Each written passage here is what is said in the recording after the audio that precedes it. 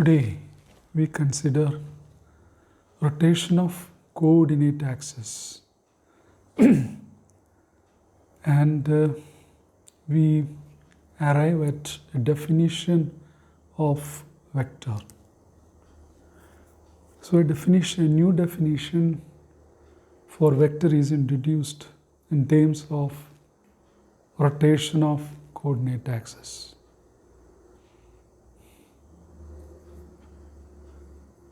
The definition, the original definition of vector as a quantity with the magnitude and direction. This is actually incomplete. Usually we say, if somebody asks you what is a vector is a quantity.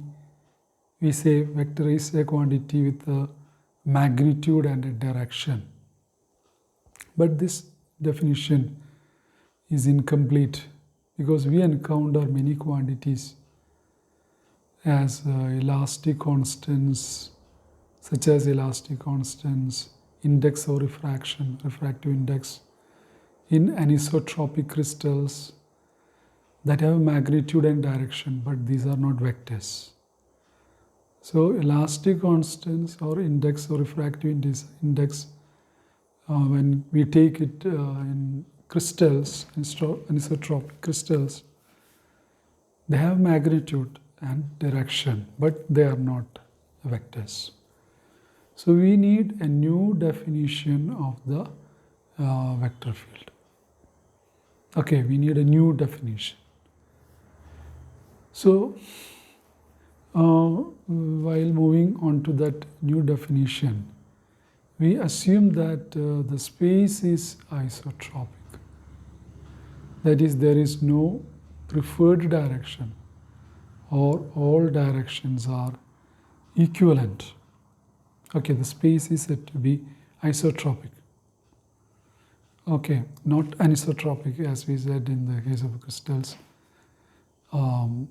which has some specific directions, some preference. But here it's isotropic. That is, there is no preferred directions, or all directions are equivalent. Okay. Then the physical system or physical law cannot, or it will not depend on our choice or orientation of the coordinate axis. So the physical system or the physical law will not depend on our choice or orientation of the coordinate axis. Okay, so if we take a vector, say position vector r, a geometric object, this is independent of the coordinate system. Okay, we take a vector r, which is a geometric object. The vector r is a geometric object which is independent of the coordinate system. In any coordinate system, you take its direction, magnitude, that will be same. Okay, because it does not depend on, if we take a physical quantity, for example, position vector, it should not depend on our choice of the choice or orientation of the coordinate axis. Okay, so we are taking a physical quantity, vector r, the position vector r, which is independent, or which must be independent of the coordinate system. Now let's look at this vector r in two different systems, one rotated in relation to the other. Okay, so we are considering vector r in two different systems.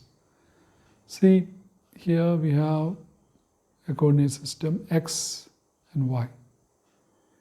Then what we do is we have a rotated coordinate system, x prime and y prime. How do we get it? By rotating this through an angle phi, like this. So we get a new coordinate system. So there are two coordinate systems, xy and x prime, y prime. Okay. So we see the position vector. The position vector is this vector r. Okay, this is vector r, and its coordinates are x, y in the xy coordinate system, x prime and y prime in the x prime y prime coordinate system. Okay, and if you take a triangle like this, if you take a triangle like this, say this triangle, here this angle is phi and this angle is 90 degree. Okay, this is 90 degree, this angle is phi, and we can say since this angle is phi, this is and since this is y, this is y. So if you take this right angle triangle, this part will be y sine phi. Okay, and this part will be y cos phi. Okay. Now we take another triangle.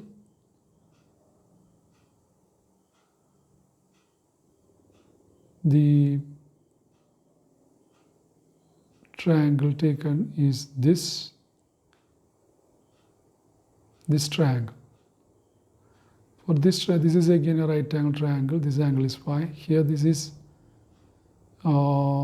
x. This side is x.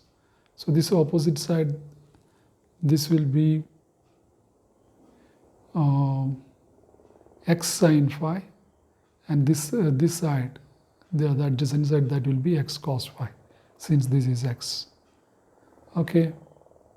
So this part is x cos phi, and we have seen for this triangle,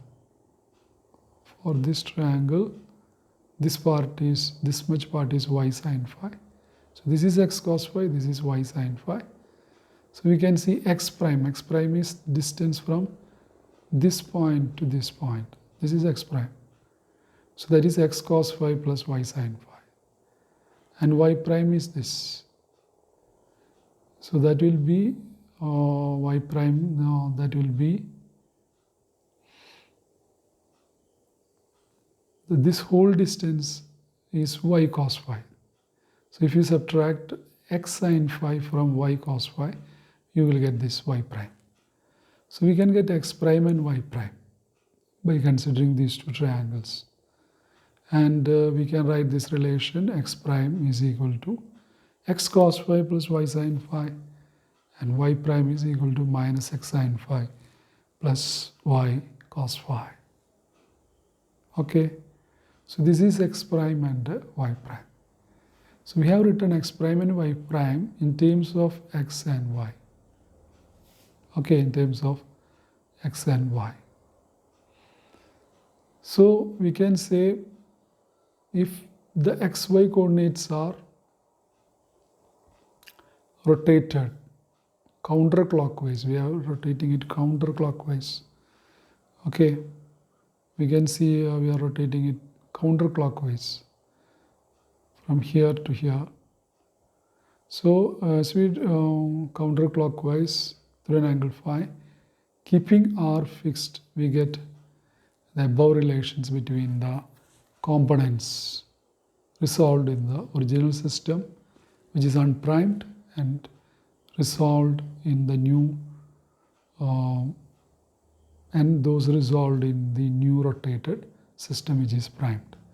So the idea is we get x prime, y prime, okay, in terms of this x and y.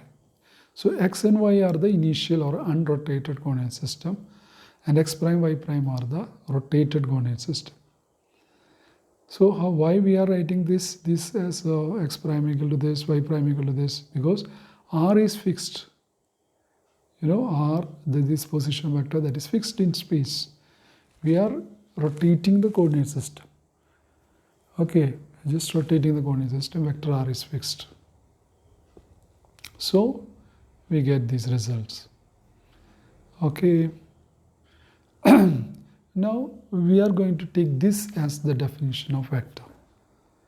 Suppose we have a pair of quantities x and ay, pair of quantities x, ay in the xy coordinate system, and if it becomes ax prime, ay prime, if it is transformed into ax prime, ay prime in a rotated coordinate system, and if the ax prime, ay prime, if they satisfy this relation. So if you rotate the coordinate system through an angle phi and the components satisfy this relation, we define x and y as the components of a vector. So x and y, these are components of a vector. If under rotation, they transform like this. Okay, if they are transforming like this. Okay, now once, so this is the definition of a vector. This is how we define a vector. So for a quantity, for a set of quantity, can be components of vector only if they transform according to this relation. Only then it is said to be a vector. This is in 2 dimension. Okay. Now we want to extend this to higher dimensions, 3 and later 4 dimensions. So we use a more compact notation like this: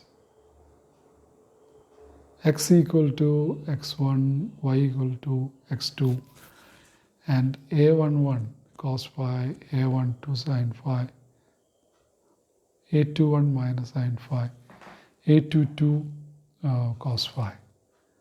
Okay, in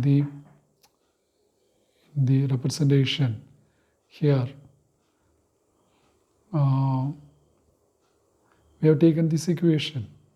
Okay, so for x we are taking what? x1. For y we are taking x2, and this is taken as a11.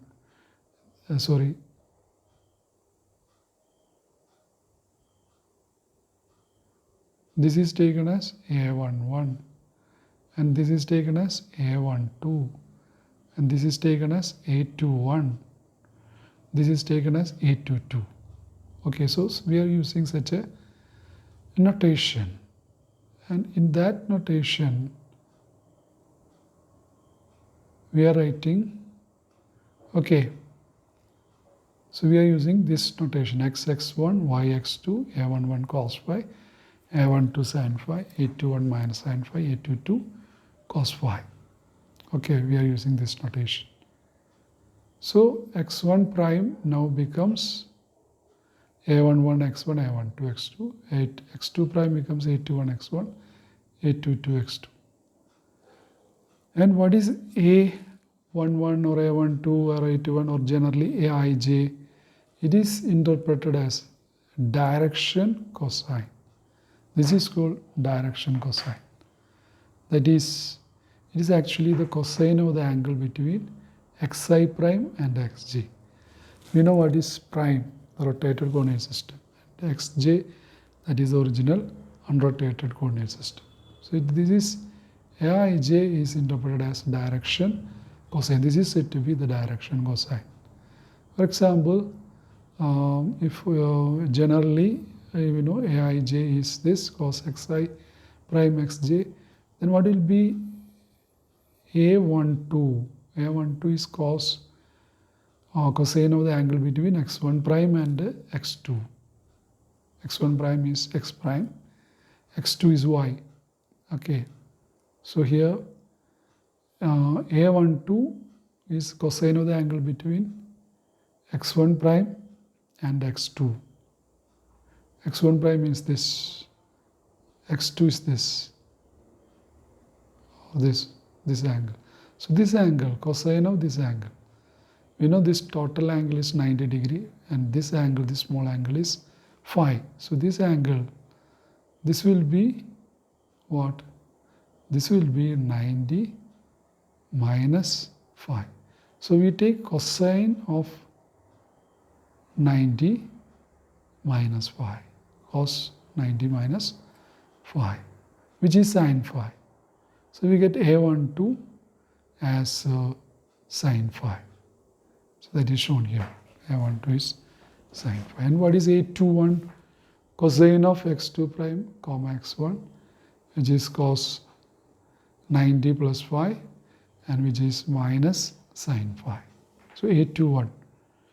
So with the angle between the y prime and x, y prime and x, that will be 90 minus phi. So cos 90 minus phi, that is minus sin phi. In this way, if I A11, what will be A11? Angle between x prime and x, that is phi. So cos phi.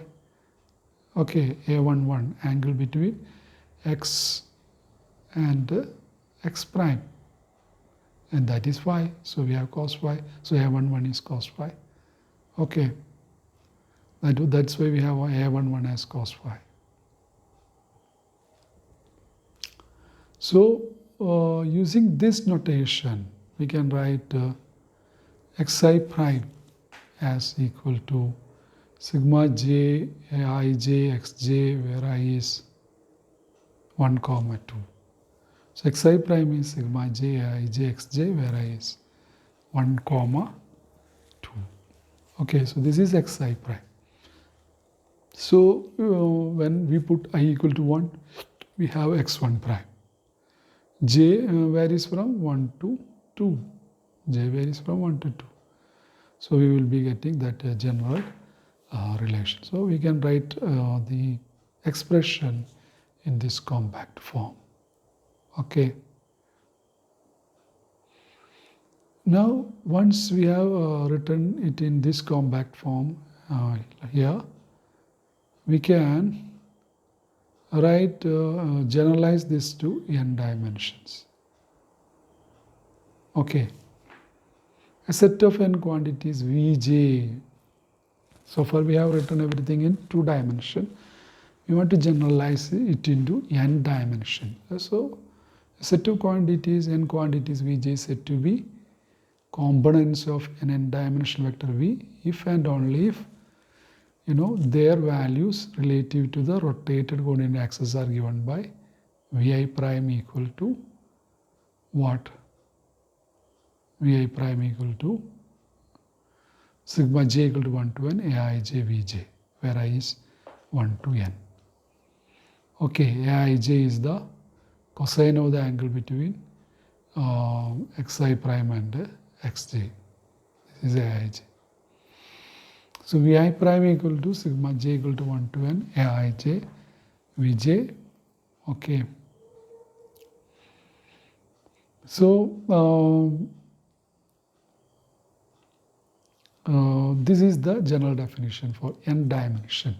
Capital N can be any value, 3 dimension, 4 dimension, or any dimension. Okay. Now using the inverse rotation, we actually rotated counterclockwise phi through phi, and we can rotate clockwise manner.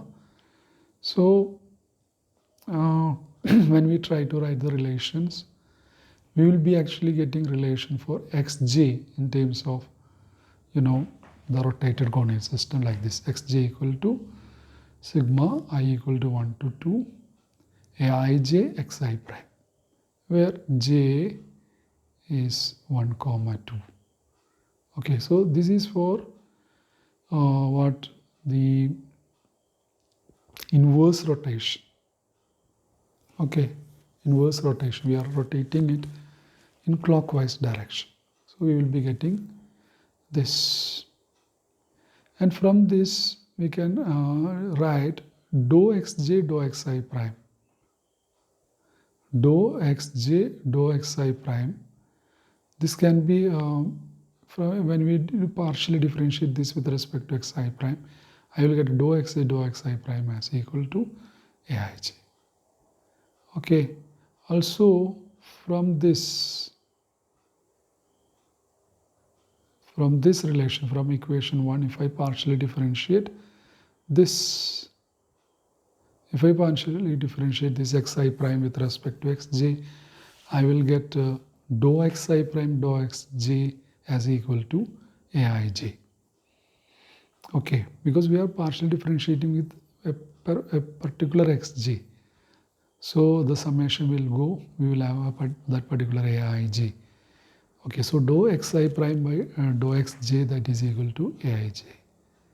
Okay, so that we will get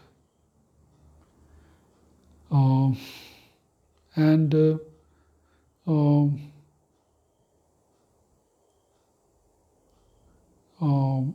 you know, so aij is given by, we have two relations for aij. What is it?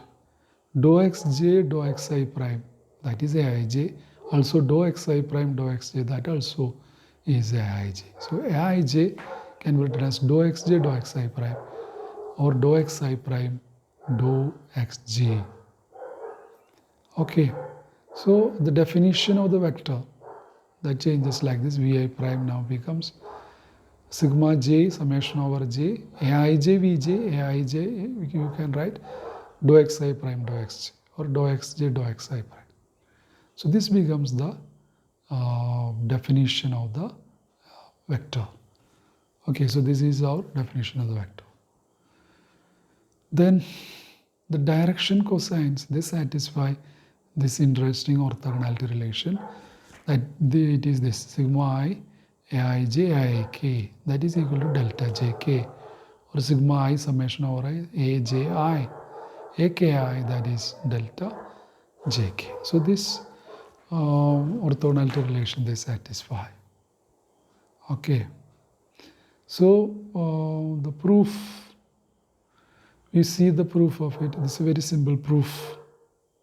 We might be asked to prove that the direction cosine satisfy orthogonality condition. We know what is this delta jk. This is Kronecker delta. Okay, this is Kronecker delta. Its value is 1 when j and k are equal. Its value is 0 when j and k are different. Okay, so it's very simple. We take this sigma I aij ik. Aij can be written like this.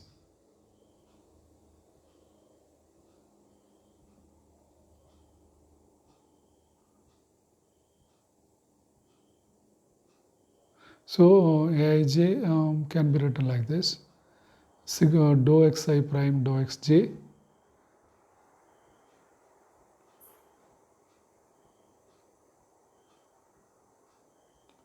dou xi prime dou xj aij, and aik can be written dou xi prime dou xk.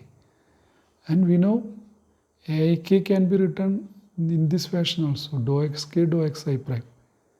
Okay, we have seen aij is dou xi prime dou xj or dou xj dou xi prime. So it can be written like this. So what we have is the dou xi prime dou xj dou xk dou xi prime. This is simply dou xj dou xk by the rules of the calculus, because we have summation here. This is dou xj dou xk, which is delta jk. So delta jk, why dou xj dou xk is delta jk? If j and k are same, this will be 1. If j and k are different, this will be 0. So delta jk, that is 1 for j equal to k, delta jk 0 for j not equal to k. So that proves the orthogonality relation for the direction cosines.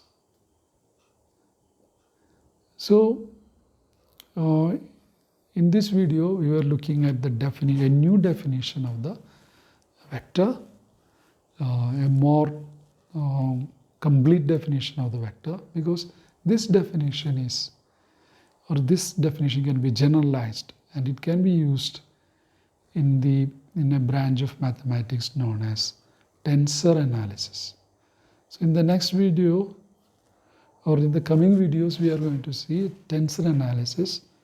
So for the tensor analysis, we need this more general definition of a vector.